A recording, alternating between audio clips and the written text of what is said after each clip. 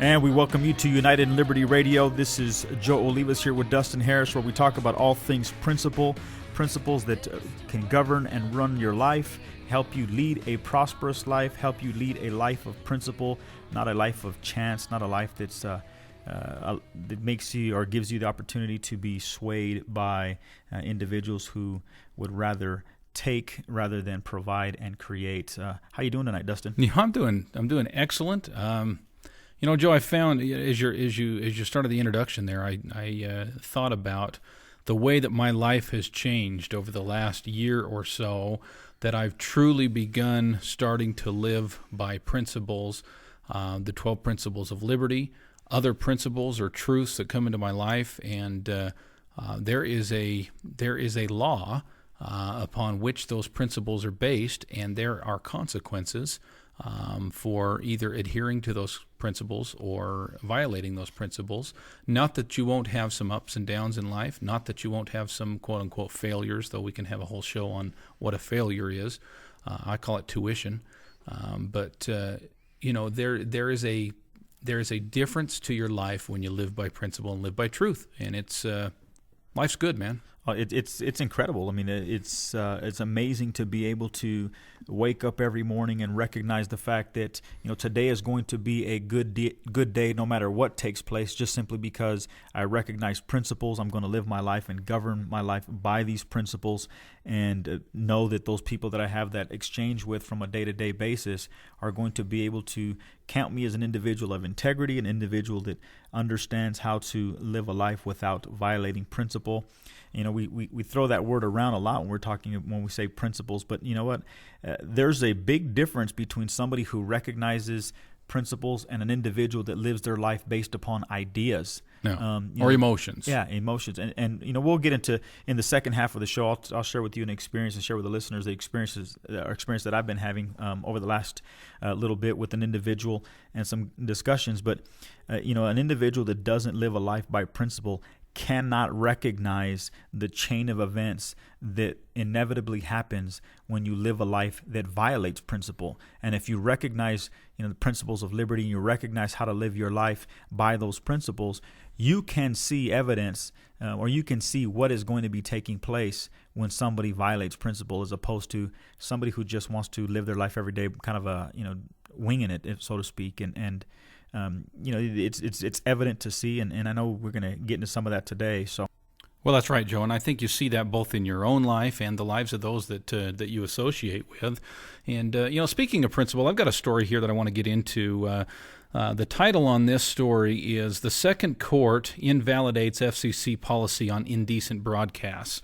This is one I actually wanted to talk about a couple of weeks ago, and we just didn't have time to get into it. But the reason I want to go through this story is because there's so many of the 12 principles of liberty can be found right here in this story. A lot of our listeners are going to know exactly what I'm talking about. This is the decision that came out July 13th, 2010. I'll just read here. It says, a unanimous U.S. Court of Appeals for the Second Circuit issued a decision in Fox television stations versus the FCC that invalidated on First Amendment grounds the Federal Communication Commission's current policy for enforcing the ban on indecent broadcasts. The court held that the current policy to be impermissibly vague, creating a chilling effect that extends far beyond a recent change that brought fleeting explicitives within the indecent prohibition. Basically, Joe, what this is this stems, well, you know what, there's a long history here, really. This stems from the beginnings of the FCC. When you look at the reason the FCC existed in the first place, FCC really started out as a boundary entity of the government. What I mean by that is you've got the recorder's office, for example, and the purpose of the recorder's office and the assessor's office is to make sure that your private property doesn't infringe upon your neighbor's private property. You have surveys done. Those surveys are recorded under warranty deed or quitclaim deed, and as a consequence, you own a certain specified geographical location, and you cannot encumber or infringe upon your neighbor's property, which is also a private property, or upon public property if it happens to be abutted to. Really, the FCC, the purpose of the FCC in the beginning was to do the same thing as you can imagine with the airwaves. You don't want a radio station that's broadcasting on, let's say 590 AM on an AM dial in a specific geographical location, and another individual, another capitalist come in and say, hey, you know what, I can be a louder, more powerful radio station. I'm going to drown out this 590 station. I'm going to become 590. That just stuff doesn't work. So FCC, and rightfully so, I would say this is one of those proper roles of government, is to make sure that our property rights, or in this case, the airwaves, are protected. The problem, Joe, is this. The FCC, just like any other government agency, has then taken that inch, and they have, of course, taken a mile, and then instead of just enforcing who gets what frequency and how powerful your specific frequency or broadcast can be, they've now got into the whole process of infringing upon what can be said, or maybe the word isn't infringe so much as deciding what you can say, what's decent, what's not decent.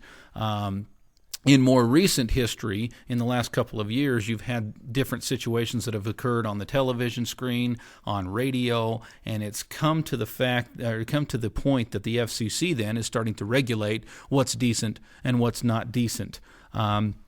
This particular article goes on and says, the decision follows a U.S. Supreme Court's reversal of a prior Second Circuit decision that the FCC abandonment of his previously restrained enforcement policy, which included not imposing fines for isolated, fleeting expletives, was arbitrary and capricious. Okay, I don't know if you can take a sentence and have more wide open English words than you can with that. You've got the word isolated, fleeting, explicitive, arbitrary, and capricious.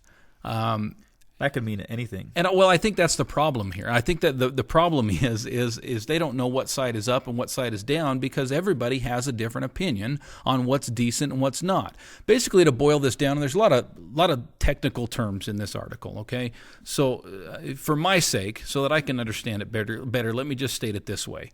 Basically, what the Second Court of Appeals has done is the Second Court said, you, as the FCC, do not have the right to tell a radio station or a television station what is decent and what is not decent. What happened was that was appealed to the Supreme Court. The Supreme Court turned that decision over and said, no. FCC does have the right. But then they went back and basically told the Second Circuit to go back and relook at this. And make another decision. And so the Second Circuit looked at it again in July of this year. On the 13th, they made the decision that their original decision was correct. Okay, so without beating around the bush, they decided that the FCC does not have the right to let you and I know, as a business owner, as a station manager, as the owner of a television or radio station, what we can say and what we can't say. Joe, you say you agree. Why? Oh, I totally agree.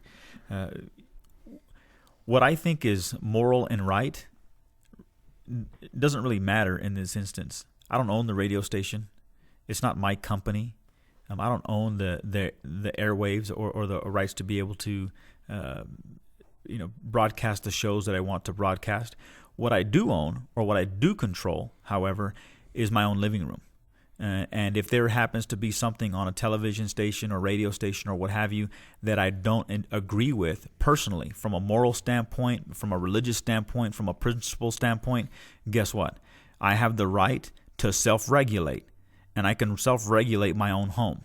And here's the reason why.